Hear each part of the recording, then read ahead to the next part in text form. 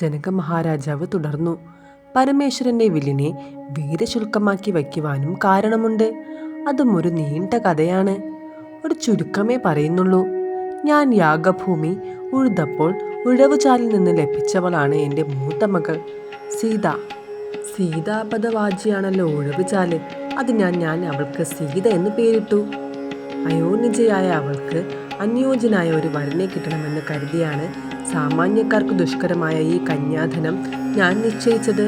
ശൈവജാപത്തിൽ ഞാണേറ്റുന്ന വീരനെ മാത്രമേ വധു വരനായി വരിക്കൂ. അനേകം രാജാക്കന്മാർ ഈ വീരശുൽക്കത്തിന് വിലമതിക്കാൻ മുതിരുകയുണ്ടായിട്ടുണ്ട്. എന്നാൽ ഇന്ന് വരെ ആർക്കും വില്ലെടുത്ത് പൊക്കാൻ പോലും സാധിച്ചിട്ടില്ല.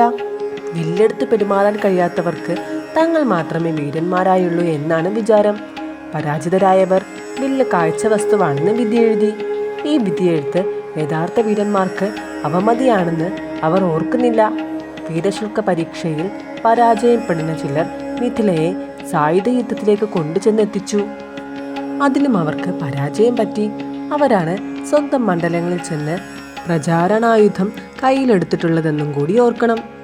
ഇങ്ങനെ പല സംഭവങ്ങൾക്കും സാക്ഷിയായിട്ടുള്ള ഒന്നാണ് ശിവകാർമുകം. അത് കാണാനും കൈകാര്യം ചെയ്യാനും ഏതു വീരനും അവകാശമുണ്ട്. മറ്റുള്ളവർക്ക് കണ്ടു വണങ്ങാനും.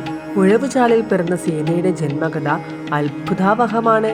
വാൽമീകി വിരചിതമായ അത്ഭുത രാമായണത്തിൽ സീതാചരിതം വിവരിക്കുന്നു. ഒരിക്കൽ നാരദ മഹർഷി വൈകുണ്ഠത്തിൽ ചെന്നപ്പോൾ മഹാലക്ഷ്മിയും സഖികളും മധുപാനം ചെയ്ത് മത്തു പിടിച്ച് കൂത്താട്ടവും പാട്ടുമായി തിമിർക്കുന്ന സമയമായിരുന്നു. മഹർഷി സ്ത്രീകൾ പെരുമാറുന്ന സ്ഥലത്തേക്ക് കൂസലില്ലാതെ കടന്നു ചെന്നു. പന്തികേടായ ഒരു നിലയിലാണ് താനും കൂട്ടുകാരും. മഹർഷിയുടെ കണ്ണിൽ അത് പെട്ടിരിക്കുന്നു. സ്ത്രീകൾ ഇരിക്കുന്ന സ്ഥലത്തേക്ക് കടന്നു വരാൻ കണ്ട സമയം മഹാലക്ഷ്മിക്ക് കോപം വന്നു. ചൂലെടുത്തു മഹർഷിയെ പ്രഹരിച്ചു. സഖിമാരും കുറച്ചില്ല. അടിയേറ്റ് അവശനായ മഹർഷി മഹാലക്ഷ്മിയെ ശപിച്ചു. എന്നെ തല്ലിയ നീ ഭൂമിയിൽ രാക്ഷസി ഗർഭത്തിൽ പിറക്കട്ടെ. മഹർഷിയുടെ ശാപം മൂലം മഹാലക്ഷ്മി മണ്ഡോധരിയുടെ ഗർഭത്തിൽ ശിശുരൂപം പൂണ്ടുവത്രേ.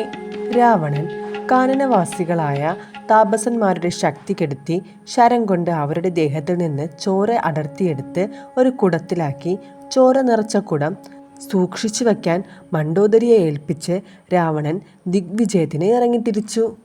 ദിഗ്വിജയം നടത്തിക്കൊണ്ടിരുന്ന കാലങ്ങളിൽ രാവണൻ സുന്ദരികളായ സ്ത്രീകളെ ബലാത്സംഗം ചെയ്യുക പതിവായിരുന്നു.